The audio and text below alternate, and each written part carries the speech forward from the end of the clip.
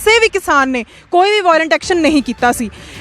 ਉਹ ਸਿਰਫ ਇੱਕ ਵੱਧ ਰਹੇ ਸੀ ਆਪਦੀ ਰੈਲੀ ਵੱਲ, ਤੇ ਉਹਨਾਂ ਨੇ ਸੜਕ ਦਾ ਵੀ ਇੱਕ ਹਿੱਸਾ ਇੰਨਾ ਫ੍ਰੀ ਰੱਖਿਆ ਹੋਇਆ ਸੀ ਵੀ ਆਵਾਜਾਈ ਹੋ ਸਕੇ। ਪਰ ਇਹ ਪੁਲਿਸ ਦਾ ਪਹਿਲਾ ਕਦਮ ਸੀ ਵੀ ਉਹਨਾਂ ਤੇ ਅਥਰੂ ਗੈਸ ਦੇ ਗੋਲੇ ਸਿੱਟੇ ਗਏ। ਬਟ ਕਿਹੜੇ ਆਰਮਸ ਨੇ ਉਹਨਾਂ ਕੋਲ? ਇੱਕ ਅਟੈਂਪਟ ਆਫ ਮਰਡਰ ਬਹੁਤ ਵੱਡਾ ਪਰਚਾ ਹੁੰਦਾ ਜਿਹਦੇ ਵਿੱਚ ਇੱਕ ਮੈਕਸਿਮਮ ਸਜ਼ਾ ਇੰਪ੍ਰਿਜ਼ਨਮੈਂਟ ਫॉर ਲਾਈਫ ਹੈ। ਇਹ ਕੋਈ ਛੋਟਾ ਮੋਟਾ ਪਰਚਾ ਨਹੀਂ ਹੈਗਾ। ਬਹੁਤ ਹੀ ਉਹਨਾਂ ਨੇ ਆਸਾਨੀ ਨਾਲ ਪਰਚਾ ਪਾ ਤਾਂ ਦਿੱਤਾ। ਇਹ ਹੁਣ ਉਹ ਕਹਿੰਦੇ ਨੇ ਬੈਰੀਕੇਡ ਹਟਾਤੇ, ਇੱਕ ਪਾਸੇ ਉਹ ਕਹਿੰਦੇ ਨੇ ਵੀ ਦਿੱਲੀ ਦੀ ਐਂਟਰੀ ਇਹਨਾਂ ਨੂੰ ਅਸੀਂ ਫ੍ਰੀ ਕਰਤਾ।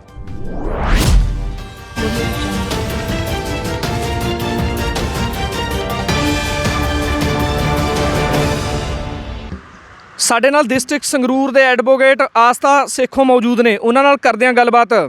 ਹਾਂਜੀ ਮੈਡਮ ਸੇਖੋਂ, ਇੱਕ ਆਰਟੀਕਲ 19 ਆ, ਉਹਦੇ ਬਾਰੇ ਡਿਟੇਲ 'ਚ ਦੱਸੋ ਸਾਡੇ ਦਰਸ਼ਕਾਂ ਨੂੰ।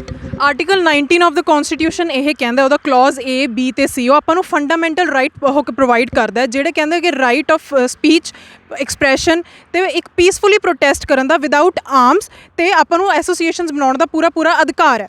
ਹੁਣ ਜਿਹੜੇ ਇਹਨਾਂ ਨੇ ਪਰਚੇ ਕਰ ਦਿੱਤੇ ਨੇ, ਉਹ ਕਹਿੰਦੇ ਨੇ ਵੀ ਇਹਨਾਂ ਨੇ ਬੈਰੀਕੇਡ ਹਟਾਤੇ ਜੀ, ਇਹਨਾਂ ਦੇ ਅਟੈਂਪਟ ਆਫ ਮਰਡਰ ਪਾਤਾ। ਬਟ ਕਿਹੜੇ ਆਰਮਸ ਨੇ ਉਹਨਾਂ ਕੋਲ? ਇੱਕ ਅਟੈਂਪਟ ਆਫ ਮਰਡਰ ਬਹੁਤ ਵੱਡਾ ਪਰਚਾ ਹੁੰਦਾ ਜਿਹਦੇ ਵਿੱਚ ਇੱਕ ਮੈਕਸਿਮਮ ਸਜ਼ਾ ਇੰਪ੍ਰਿਜ਼ਨਮੈਂਟ ਫॉर ਲਾਈਫ ਹੈ। ਇਹ ਕੋਈ ਛੋਟਾ ਮੋਟਾ ਪਰਚਾ ਨਹੀਂ ਹੈਗਾ।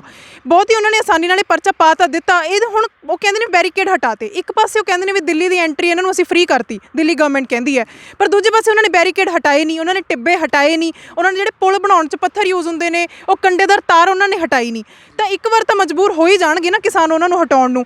ਜਦੋਂ ਉਹਨਾਂ ਨੇ ਉਹ ਹਟਾਏ, ਜੇ ਮੂਹਰੇ ਕੋਈ ਉਹ ਖੜਾ, ਪੁਲਿਸ ਮੁਲਾਜ਼ਮ ਖੜੇ ਨੇ, ਤਾਂ ਉਹਨਾਂ ਦਾ ਫਰਜ਼ ਬਣਦਾ ਸੀ ਵੀ ਉਹ ਸਾਈਡ 'ਤੇ ਹੋ ਜਾਣ। ਜਦ ਗਵਰਨਮੈਂਟ ਨੇ ਅਲਾਉ ਕਰਤਾ ਕਿ ਐਂਟਰੀ ਫ੍ਰੀ ਹੈ, ਤਾਂ ਇੱਕ ਆਰਟੀਕਲ 19 ਦੇ ਅਧੀਨ ਤੇ ਸਾਨੂੰ ਇਹ ਅਧਿਕਾਰ ਹੈ ਵੀ ਅਸੀਂ ਆਪਦਾ ਪ੍ਰੋਟੈਸਟ ਕਰ ਸਕਦੇ ਹਾਂ, ਅਸੀਂ ਆਪਦੀ ਸਪੀਚ ਕਰ ਸਕਦੇ ਹਾਂ, ਆਪਦਾ ਐਕਸਪ੍ਰੈਸ਼ਨ ਅਸੀਂ ਲਾਊਡ ਕਰ ਸਕਦੇ ਹਾਂ। ਤਾਂ ਕਿਉਂ ਉਹਨਾਂ ਨੇ ਉਹ ਇੱਕ ਝੂਠੇ ਪਰਚੇ ਪਾਏ ਨੇ ਵੀ ਉਹ ਅਟੈਂਪਟ ਟੂ ਮਰਡਰ ਦਾ ਪਰਚਾ ਪਾਤਾ?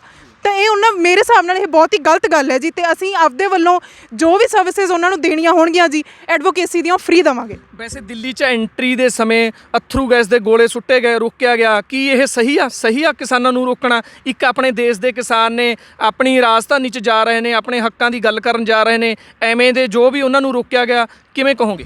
ਹਾਂਜੀ, ਇਹ ਬਿਲਕੁਲ ਇਹ ਫੈਕਟ ਹੈ। ਆਪਾਂ ਨਿਊਜ਼ ਚੈਨਲਾਂ ਤੇ ਦੇਖ ਸਕਦੇ ਹਾਂ ਵੀ ਜਦੋਂ ਉਹਨਾਂ ਨੇ ਅਥਰੂ ਗੈਸ ਦੇ ਉਹ ਗੋਲੇ ਸਿੱਟੇ ਨੇ, ਉਦੋਂ ਪਹਿਲਾਂ ਕਿਸੇ ਵੀ ਕਿਸਾਨ ਨੇ ਕੋਈ ਵੀ ਵਾਇਲੈਂਟ ਐਕਸ਼ਨ ਨਹੀਂ ਕੀਤਾ ਸੀ।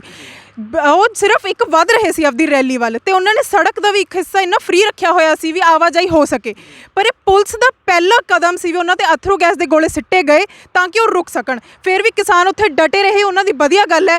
ਪਰ ਪੁਲਿਸ ਮੁਲਾਜ਼ਮਾਂ ਦੀ ਤੇ ਉੱਥੋਂ ਦੀ ਐਡਮਿਨਿਸਟ੍ਰੇਸ਼ਨ ਦੀ ਬਹੁਤ ਗਲਤ ਗੱਲ ਸੀ ਵੀ ਉਹਨਾਂ ਦੇ ਅਥਰੂ ਗੈਸ ਦੇ ਗੋਲੇ ਸਿੱਟੇ ਗਏ। ਵੈਸੇ ਆਪਣੇ ਕਾਨੂੰਨ ਮੁਤਾਬਕ ਜੇ ਆਪਾਂ ਗੱਲ ਕਰੀਏ ਤਾਂ ਆਪਣੀਆਂ ਮੰਗਾਂ, ਆਪਣੇ ਹੱਕ, ਆਪਣੀਆਂ ਗੱਲਾਂ ਦੱਸਣ ਵਾਸਤੇ ਆਪਾਂ ਬਿਲਕੁਲ ਸਹੀ ਹਾਂ। ਉੱਥੇ ਧੱਕਾ ਨਹੀਂ ਕਰ ਰਹੀ ਗਵਰਨਮੈਂਟ, ਕੇਂਦਰ ਦੀ ਸਰਕਾਰ ਬਿਲਕੁਲ ਧੱਕਾ ਕਰ ਰਹੀ ਹੈ ਜੀ। ਇੰਡੀਆ ਦੀ ਡੈਮੋਕ੍ਰੇਸੀ ਦੀ ਕੋਰ ਹੈ ਜੀ ਰਾਈਟ ਆਫ ਪ੍ਰੋਟੈਸਟਿੰਗ, ਕਿਉਂਕਿ ਜੇ ਕਿਸੇ ਕੰਟਰੀ 'ਚ ਪ੍ਰੋਟੈਸਟ ਨਹੀਂ ਹੋਊਗਾ, ਕੋਈ ਆਪਦੇ ਹੱਕਾਂ ਬਾਰੇ ਆਪਦੀ ਗੱਲ ਰੱਖ ਨਹੀਂ ਪਾਊਗਾ, ਫਿਰ ਡੈਮੋਕ੍ਰੇਸੀ ਨਹੀਂ ਜੀ, ਉਹ ਤਾਂ ਉਹ ਡਿਕਟੇਟਰਸ਼ਿਪ ਬਣ ਜੂਗੀ। ਕਿਉਂਕਿ ਜੇ ਇੱਕ ਮੰਤਰੀ ਨੇ, ਇੱਕ ਗਵਰਨਮੈਂਟ ਨੇ ਇੱਕ ਲਾਅ ਪਾਸ ਕਰਤਾ ਤੇ ਅਸੀਂ ਉਹਦੇ ਖਿਲਾਫ ਆਪਦੀ ਆਵਾਜ਼ ਹੀ ਨਹੀਂ ਰੱਖ ਸਕਦੇ, ਫਿਰ ਤਾਂ ਡਿਕਟੇਟਰਸ਼ਿਪ ਹੋ ਗਈ। ਡੈਮੋਕ੍ਰੇਸੀ ਦੀ ਕੋਰ ਹੁੰਦੀ ਹੈ ਵੀ ਜੇ ਕਿਸੇ ਨੂੰ ਕੋਈ ਆਬਜੈਕਸ਼ਨ ਹੈ ਤੁਸੀਂ ਉਹਨਾਂ ਨੂੰ ਬਹਿ ਕੇ ਸਮਝਾਓ। ਹੁਣ ਉਹ ਕਹਿੰਦੇ ਨੇ ਵੀ ਅਸੀਂ ਤਾਂ ਇਹ ਕਿਸਾਨ ਦੇ ਜਿਹੜੇ ਇਹ ਕੀਤੇ ਨੇ ਲਾਅ ਪਾਸ, ਅਸੀਂ ਇਹਨਾਂ ਨੂੰ ਲਾਗੂ ਕਰਾਂਗੇ, ਫਿਰ ਗੱਲ ਸੁਣਾਂਗੇ। ਜੇ ਉਹਨਾਂ ਨੂੰ ਲੱਗਦਾ ਵੀ ਇਹ ਕਿਸਾਨ ਹੇਤੂ ਹੈਗੇ ਨੇ, ਤਾਂ ਕਿਉਂ ਨਾ ਬੈਠ ਕੇ ਗੱਲ ਕਰ ਲਈ ਜਾਵੇ? ਕਿਉਂ ਨਾ ਥਰੂ ਡਾਇਲੋਗ ਇੱਕ ਗੱਲ ਹੋਈ ਜਾਵੇ? ਕਿਉਂ ਇੰਨਾ ਮਾਮਲਾ ਵਧਾਇਆ ਜਾ ਰਿਹਾ ਹੈ? ਵੈਸੇ ਕਿਸਾਨ ਵੀ ਇਹ ਗੱਲ ਕਹਿ ਰਹੇ ਨੇ ਕਿ ਸਾਡੇ ਲਈ ਕਾਨੂੰਨ ਲਿਆਂਦੇ ਨੇ, ਜਦੋਂ ਸਾਨੂੰ ਪਸੰਦ ਹੀ ਨਹੀਂ, ਸਾਡਾ ਨੁਕਸਾਨ ਕਰਨਗੇ, ਸਾਨੂੰ ਪਤਾ, ਸਾਡੇ ਲਈ ਕਿਉਂ ਲਾਗੂ ਕਰ ਰਹੇ ਨੇ?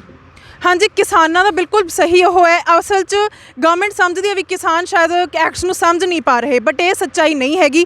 ਅੱਜ ਕੱਲ੍ਹ ਦੀ ਪੀੜ੍ਹੀ, ਨੌਜਵਾਨ ਪੀੜ੍ਹੀ ਪੜ੍ਹੀ ਲਿਖੀ ਹੈ ਜੀ, ਉਹਨਾਂ ਨੇ ਐਕਟ ਪੜ੍ਹ ਕੇ ਹੀ ਇਹ ਫੈਸਲਾ ਲਿਆ ਹੋਊਗਾ ਵੀ ਸਾਡੇ ਲਈ ਕਿਸਾਨ ਹੇਤੂ ਨਹੀਂ ਹੈਗੇ, ਸਾਡੀਆਂ ਜ਼ਮੀਨਾਂ 'ਚ ਖੁਸਣਗੀਆਂ। ਇੰਨੀ ਤਾਂ ਸਾਰੀ ਪੰਜਾਬ ਦੀ ਜਨਤਾ ਇੰਨੀ ਕੁ ਤਾਂ ਬੋਲੀ ਨਹੀਂ ਹੋ ਸਕਦੀ ਵੀ ਉਹਨਾਂ ਨੂੰ ਐਕਟ ਸਮਝ ਨਾ ਆਵੇ ਤੇ ਉਹ ਸਿਰਫ ਆਪਦਾ ਮੁੱਦਾ ਅਪਰੂਵ ਕਰਨ ਲਈ ਗਵਰਨਮੈਂਟ ਦੇ ਖਿਲਾਫ ਇੰਨੀ ਦੂਰ ਆਪਦੇ ਘਰ ਛੱਡ ਕੇ ਗਏ ਹੋਣ। ਕਿਸਾਨਾਂ ਨੂੰ ਕੀ ਹੌਸਲਾ ਅਫਜ਼ਾਈ ਦੇਵੋਗੇ ਸੇਖੋਂ ਜੀ? ਮੈਂ ਇੰਨਾ ਹੀ ਕਹਿਣਾ ਚਾਹੂੰਗੀ ਵੀ ਤੁਸੀਂ ਆਪਦਾ ਹੌਸਲਾ ਉੱਥੇ ਡਟੇ ਰਹਿਣਾ, ਆਪਦਾ ਹੌਸਲਾ ਬਿਲਕੁਲ ਨਹੀਂ ਡੇਗਣਾ ਹੈਗਾ। ਮੂਵਮੈਂਟ ਇਹ ਕਾਮਯਾਬ ਹੋਊਗੀ, ਇਹੀ ਦੁਆ ਹੈ। ਤੇ ਜੋ ਵੀ ਸਾਡੇ ਵੱਲੋਂ ਹੋ ਸਕੂਗਾ, ਵਕੀਲਾਂ ਵੱਲੋਂ ਅਸੀਂ ਪੂਰੀ ਮਦਦ ਕਰਾਂਗੇ। ਯਾਨੀ ਕਿ ਤੁਸੀਂ ਵੀ ਇਹ ਗੱਲ ਕਹਿ ਰਹੇ ਹੋ ਕਿ ਇਹ ਲੜਾਈ ਜਿੱਤਣੀ ਬਹੁਤ ਜ਼ਰੂਰੀ ਆ। ਜੇ ਲੜਾਈ ਹਾਰਦੇ ਨੇ ਕਿਸਾਨਾਂ ਦਾ ਕਿੰਨਾ ਕੁ ਵੱਡਾ ਨੁਕਸਾਨ ਆ? ਆਪਾਂ ਕਹਿ ਸਕਦੇ ਹਾਂ ਵੀ ਉਹ 100 ਤੋਂ 0 ਆ ਸਕਦੇ ਨੇ ਜੀ ਇਹ ਜੇ ਇਹ ਪਾਸ ਹੋ ਗਏ, ਕਿਉਂਕਿ ਜ਼ਮੀਨ ਹੀ ਉਹਨਾਂ ਦੀ ਮਾਂ ਹੈ ਜੀ। ਜੇ ਮਾਂ ਹੀ ਖੁੱਸ ਗਈ ਤਾਂ ਉਹਨਾਂ ਨੂੰ ਰੋਟੀ ਕੌਣ ਦੇਵੇਗਾ? ਸੋ ਕੇਂਦਰ ਸਰਕਾਰ ਵੀ ਜਿਵੇਂ ਦੀ ਕਰ ਰਹੀ ਹੈ, ਕੇਂਦਰ ਸਰਕਾਰ ਨੂੰ ਵੀ ਕੀ ਸੁਝਾਅ ਦੇਵੋਗੇ ਤੁਸੀਂ ਕਿਸਾਨਾਂ ਦੀ ਗੱਲ ਤੇ? ਜਿਵੇਂ ਕਿਸਾਨ ਸੜਕਾਂ 'ਤੇ ਨੇ, ਪਿਛਲੇ 2 ਮਹੀਨਿਆਂ ਤੋਂ ਨੇ, ਹੁਣ ਦਿੱਲੀ 'ਚ ਐਂਟਰੀ ਭਾਲ ਰਹੇ ਨੇ, ਉੱਥੇ ਵੀ ਵਿਰੋਧ ਕਰ ਰਹੀ ਆ ਦਿੱਲੀ ਪੁਲਿਸ, ਵਿਰੋਧ ਕਰ ਰਹੀ ਹੈ ਦਿੱਲੀ ਸਰਕਾਰ ਕਰ ਰਹੀ ਹੈ, ਕੀ ਕਹੋਗੇ? ਮੈਂ ਗਵਰਨਮੈਂਟ ਨੂੰ ਕਹੂੰਗੀ ਵੀ ਜੇ ਉਹ ਡੈਮੋਕ੍ਰੈਟਿਕ ਗਵਰਨਮੈਂਟ ਵਾਂਗੂ ਹੀ ਬਿਹੇਵ ਕਰਨ ਤਾਂ ਜ਼ਿਆਦਾ ਵਧੀਆ ਰਹੇਗਾ ਤੇ ਡਿਕਟੇਟਰਸ਼ਿਪ ਛੱਡ ਦੇਣ। ਉਹ ਗਵਰਨਮੈਂਟ ਹੈ, ਗਵਰਨਮੈਂਟ ਲੋਕਾਂ ਵੱਲੋਂ ਚੁਣੀ ਗਈ ਹੈ, ਲੋਕਾਂ ਲਈ ਚੁਣੀ ਗਈ ਹੈ, ਤਾਂ ਉਹ ਲੋਕਾਂ ਨਾਲ ਬੈਠ ਕੇ ਗੱਲ ਕਰਨ, ਲੋਕਾਂ ਨੂੰ ਸਮਝਾਉਣ ਵੀ ਉਹ ਐਕਟ ਕੀ ਹੈ। ਮੇਰੀ ਤਾਂ ਇਹੀ ਉਹ ਵਿਸ਼ ਹੈ ਜੀ ਵੀ ਜੇ ਗਵਰਨਮੈਂਟ ਵੱਲ ਵਾਂਗੂ ਹੀ ਐਕਟ ਕਰ ਲਵੇ ਤਾਂ ਬਹੁਤ ਵੱਡੀ ਗੱਲ ਹੈ।